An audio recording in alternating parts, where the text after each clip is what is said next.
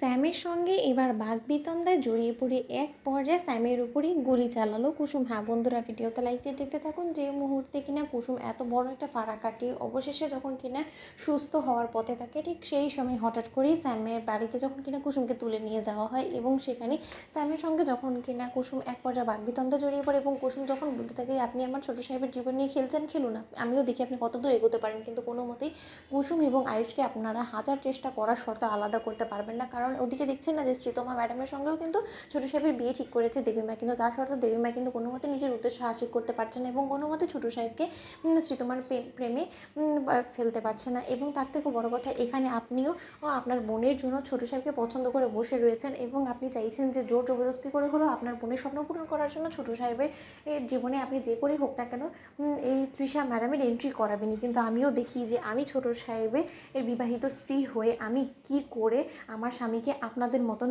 নোংরা চক্রান্তকারীদের হাত থেকে রক্ষা করি। আমি বেঁচে থাকতে কোনো মতে আমি আর যাই হোক না কেন আমার স্বামীর জীবনটা এরকম করে নরকে পরিণত করে দিতে অন্তত না তো তৃষা ম্যাডামকে দেবো না তো শ্রীতমা ম্যাডামকে দেবো। আমিও দেখি যে আপনারা কতদূর দৌড়তে পারেন। ঠিক সেই সময় কথা বলা মাত্র স্যাম যখন কিনা বলতে থাকে যে তুমি অন্তঃসত্ত্বা হয়ে এত তেজ তোমার কোথা থেকে আসে এবং তুমি এতটা সাহস কোথা থেকে পাও বলো তো? তুমি সামান্য একটা কাজের মেয়ে, এখনো পর্যন্ত তুমি সম্পূর্ণরূপে কিন্তু গাঙ্গুলি বাড়ি বড় বই স্বীকৃতি পাওনি, কিন্তু তার মধ্যেও তুমি এত বকবক কী করে করো বলো তো কুসুম? তোমার সাহস দাঁত দিতে হবে জানো তো। ঠিক সেই সময় এই কথা বলা মাত্র স্যাম যখন কিনা এক পর্যায়ে হঠাৎ করে রিভলভার বের করে কুসুমের দিকে তাক করে বলতে থাকে যে আমি কিন্তু এক্ষুনি তোমাকে এখানেই শেষ করে দিতে পারি, একটা শুধু শ্যুট করতে হবে তোমাকে, তুমি অন্তঃসত্ত্বা এবং শুধুমাত্র তুমি যে মরবে আমার হাতে সেরকমটা না, তোমার সন্তান আমার হাতে শেষ হয়ে যাবে।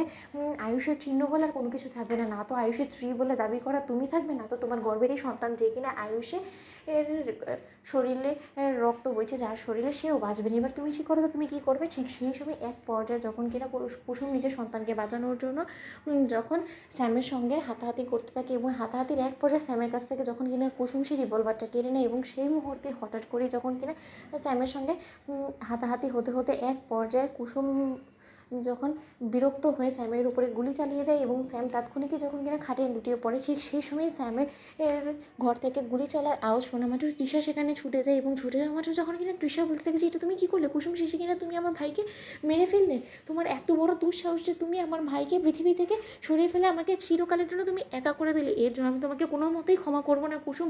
তুমি আমার এত বড় সর্বনাশ কোন সাহসে করলে, কেনই বা করলে? বড় কুসুম, জবাব দেখি আমাকে করতে হবে। ঠিক সেই সময় কুসুম বলতে থাকে যে সত্যি কথা আপনি আমার কথা বিশ্বাস করেন তৃষা ম্যাডাম, আমি কোনো মতেই স্যামের উপরে গুলি চালাইনি, আমার সঙ্গে তার হাতাহাতি হয়েছে এটা সত্য, কিন্তু আমার রিভলভার থেকে কোনো মতে গুলি চলেনি, এটা কেউ অন্য কেউ করেছে, আপনি আমার কথা বিশ্বাস করুন। ঠিক সেই সময় তৃষা বলতে থাকে যে আমি এক্ষুনি ইন্সপেক্টরকে কল করবো। তো বন্ধুরা লাইক এবং শেয়ার করে সাবস্ক্রাইব করতে ভুলো না।